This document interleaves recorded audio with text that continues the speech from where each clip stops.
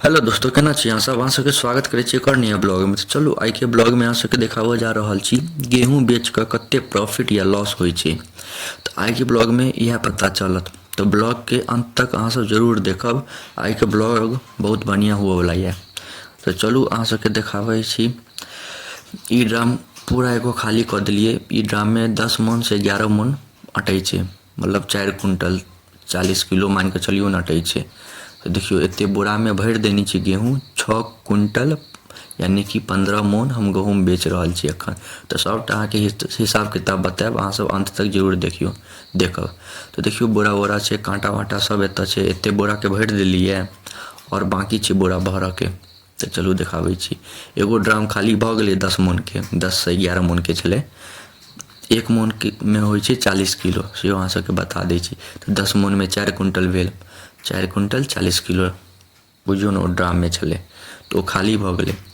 अब दोसर ड्राम के निकालबै। देखियो भगवती घर में रखने छी ड्राम सब। भगवती के सामने अपन सबटा अन्न छै। देखियो नीचा में केहन हरायल तरायल छै, निकालऽ में दिक्कत भऽ जाइ छै, नीचा में हरा तरा गेल। तब चलो देखियो ई दोसर ड्राम के, अब दोसर ड्राम में हाथ लगा रहल छियै।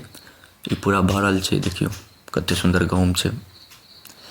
अपन खेत में का छै, अपन उपजायल गहूँम अपन हाथ से उपजायल छै। तऽ अहाँ सबके सबटा प्रॉफिट लॉस बतायब। तो चलो अहाँ सबके पहले देखाबै छी केना देखियो गहूँम निकलै छै ड्राम में से। अहाँ सब बतायब अहाँ सबके पास एहन ड्राम ये कि केहन ड्राम ये। एहन ड्राम हैत तऽ हाँ या नहीं में जवाब दऽ देब कमेंट बॉक्स में। देखियो एकरा एना ऊपर कऽ दै छियै तऽ गहूँम धड़धड़ा के एकदम नीचा गिर जाइ छै। देखियो पूरा अथिये मुँहे निकलि गेलै। तब एकरा बंद करऽ पड़तै, नहीं तो पूरा नीचा में गिर जेतै।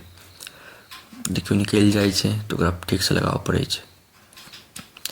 तो लगा देलिए। एहिके बाद फिर पूरा ई सुतरी वाला के पूरा बोरा भरबै ना तो बुझियो ना 60 किलो एकदम उमे भर देबै।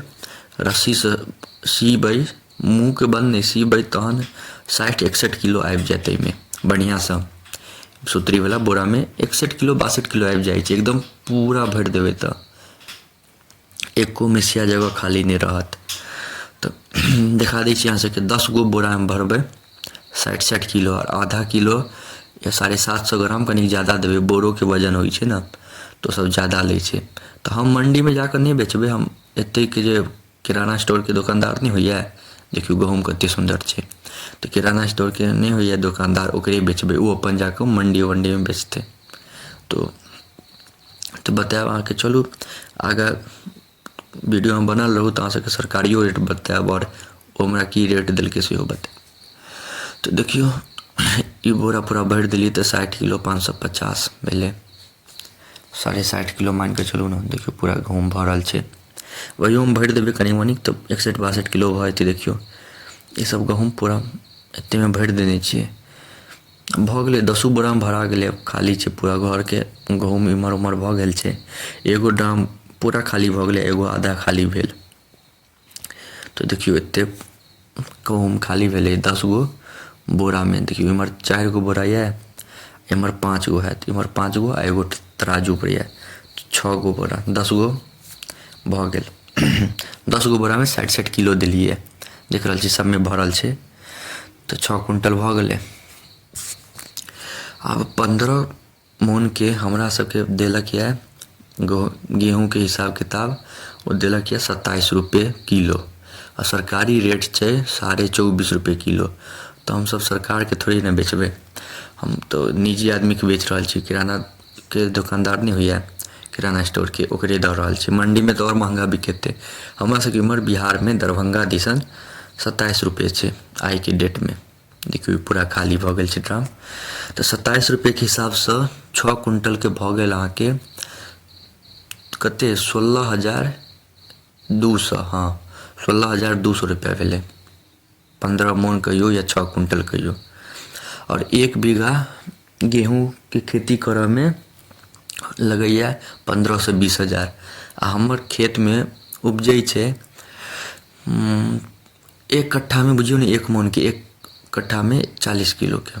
तो देखियो गहूँम के दऽ देलिए, अभी पाई मिललै हमरा मिलल 16,100। ई 10,000 छै और बाकी के ऑनलाइन पेमेंट कऽ देलकै है। तऽ वएह छै लऽ दऽ कऽ बुझियौ ने 5,000 लगभग प्रॉफिट होइ छै। 15,000 अथीमे लागत की कहै छै खेतीमे, आ 20,000 ओहिमेसँ निकलत बेच बाचि कऽ, 5,000 के प्रॉफिट होइ छै।